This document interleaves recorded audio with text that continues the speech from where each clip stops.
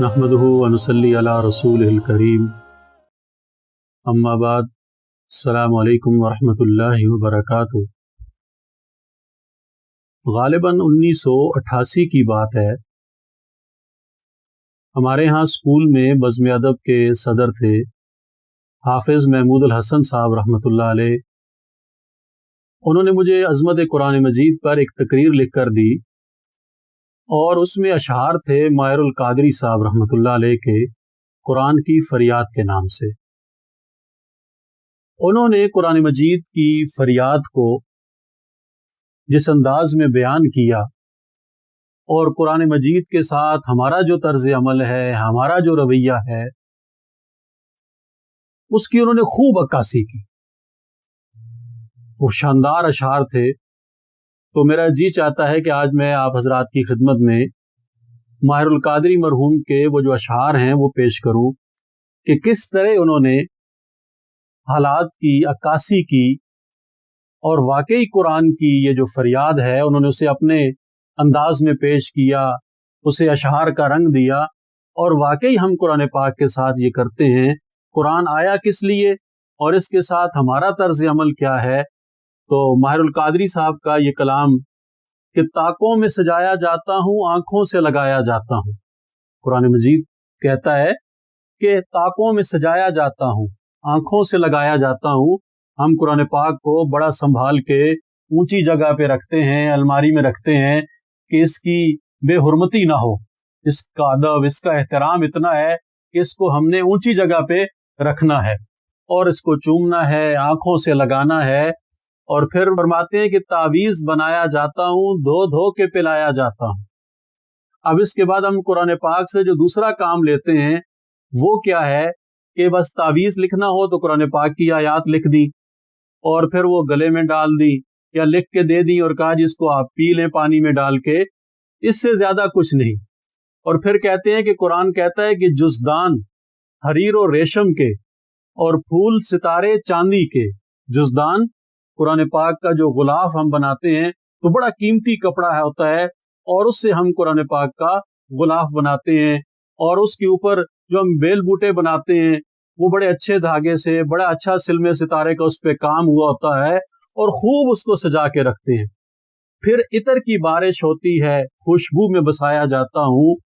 जिस तरह से तोते मैना को कुछ बोल सिखाए जाते हैं, इस तरह पढ़ाया जाता हूँ, इस तरह सिखाया जाता हूँ।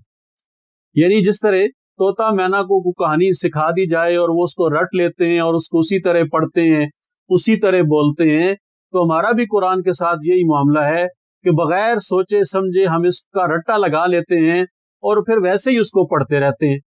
देख लें हमारे यहाँ, मैंने गुज़श्ता बयान में भी अर्ज किया कि हम कुरान पाक को सोच समझ कर नहीं पढ़ते हैं, बस हमने रट्टा लगाया हुआ है और उसको बस फर फर फर तेजी से हमने पढ़ना है। बस नजरिया ये है कि हमने इतने कुरान खत्म करने हैं।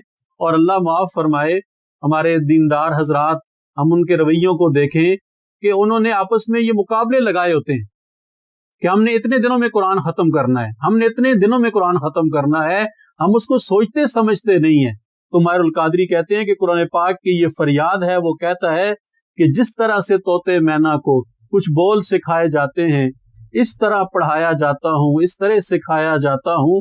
और जब कौलो कसम लेने के लिए तकरार की नौबत आती है और जब कहीं कोई झगड़ा होता है, कोई बहस मुबाहिसा हो जाता है, कोई लड़ाई होती है और जब वहां पे तकरार हो जाता है, लड़ाई हद से ज्यादा बढ़ जाती है, फिर मेरी जरूरत पड़ती है, हाथों पे उठाया जाता हूँ। उस वक्त मेरी जरूरत पड़ती है, फिर हाथों पे उठा के हम उसकी कसमें उठाते हैं कि कुरान की कसम मैं ये नहीं करूंगा, कुरान की कसम मैंने ये नहीं करना, और मैं कुरान पे कसम उठाता हूं कि मैं ये करूंगा, मैं कुरान पे कसम उठाता हूं कि मैं ये कहूंगा। तो माहिरुल कादरी कहते हैं कि कुरान कहता है कि जब कौलो कसम लेने के लिए तकरार की नौबत आती है, फिर मेरी जरूरत पड़ती है, हाथों पे उठाया जाता हूं। दिल सोज से खाली रहते हैं, आंखें हैं कि नम होती ही नहीं। दिल में कुरान पाक की तिलावत करते हुए दिल पे कोई असर ही नहीं होता। हमारे दिल अल्लाह के खौफ से पे कोई असर नहीं होता, हमें पता ही नहीं कि हम अल्लाह का कलाम पढ़ रहे हैं। ये कलाम पाक जब हम पढ़ रहे होते हैं तो ये हमारे दिलों पे असर अंदाज नहीं होता और हमारी आंखों से आंसू जारी नहीं होते। ہم قرآن کو ڈوب کر نہیں پڑھتے، قرآن پڑھتے ہوئے ہم پہ رکت طاری نہیں ہوتی، تو کہتے ہیں کہ دل سوز سے خالی رہتے ہیں، آنکھیں ہیں کہ نم ہوتی نہیں، کہنے کو میں ایک ایک جلسہ میں پڑھ پڑھ کے سنایا جاتا ہوں۔ ہر جلسے کا آغاز قرآن پاک کی تلاوت سے ہوتا ہے، ہر کام کا آغاز قرآن پاک کی تلاوت سے ہوتا ہے، لیکن وہ ایک رسم ہے، رسمن ہم قرآن پاک کو پڑھتے ہیں۔ کسی دفتر کا افتتاح ہے، قرآن پاک کی تلاوت ہو رہی ہے، دکان کا افتتاح ہے، قرآن پاک کی تلاوت ہو رہی ہے، تو ہم قرآن پاک کی تلاوت کرتے ہیں، لیکن رسمن کرتے ہیں، قرآن کو سمجھنے کے لیے، قرآن پہ عمل کرنے کے لیے، قرآن کو زندگی میں لانے کے لیے، قرآن کے مطابق فیصلے کرنے کے لیے، قرآن کے مطابق اپنی زندگی گزارنے کے لیے ہم قرآن کو نہیں پڑھتے، بلکہ رسمن ہم اس کو پڑھتے ہیں۔ اور پھر کہتے ہیں کہ نیکی پہ بدی کا غلبہ ہے، سچائی سے بڑھ کر دھوکہ ہے، ایک بار ہنسایا جاتا ہوں 100 بار رلایا جاتا ہوں، یہ مجھ سے عقیدت کے دعوے، یہ مجھ سے عقیدت کے دعوے، قانون پہ راضی غیروں کے۔ قرآن سے عقیدت کا دعویٰ تو ہے، لیکن قرآن کو قانون نہیں مانتے، قرآن کو کوئی ضابطہ حیات نہیں مانتے، اللہ کے قانون کو ماننے کے لیے تیار نہیں ہے، لیکن کہتے ہیں کہ ہمیں قرآن سے بڑی محبت ہے، ہمارے دل میں قرآن کا بڑا احترام ہے، قرآن کی بڑی عقیدت ہے، لیکن قرآن کے فیصلوں کو ماننے کے لیے ہم تیار نہیں ہیں۔ پھر کہتے ہیں کہ یوں بھی مجھے رسوا کرتے ہیں، ایسے بھی ستایا جاتا ہوں، کس بزم میں مجھ کو بار نہیں، کس عرس میں میری دھوم نہیں، پھر بھی اکیلا رہتا ہوں، مجھ سا بھی کوئی مظلوم نہیں۔ اس تمام تر کے باوجود مجھے بالکل ایک کونے پہ رکھا ہوتا ہے، ایک سائڈ پہ رکھا ہوتا ہے، اور صرف شہرت کے لیے، نام و نمود کے لیے، نمائش کے لیے بس میرا نام لیا جاتا ہے، اس کے علاوہ مجھ پہ عمل کرنے کے لیے کوئی تیار نہیں ہے۔ اور قرآن کہتا ہے کہ مجھ سے بڑھ کر اس دنیا میں کوئی مظلوم نہیں ہے۔ ہم دیکھ لیں کہ ماہر القادری نے اپنے اس کلام میں یہ جو کچھ کہا ہے بعین ہی حق اور سچ ہے۔ ہم نے قرآن پاک کے ساتھ کیا رویہ اپنا رکھا ہے، ہمیں اس پہ غور کرنا چاہیے۔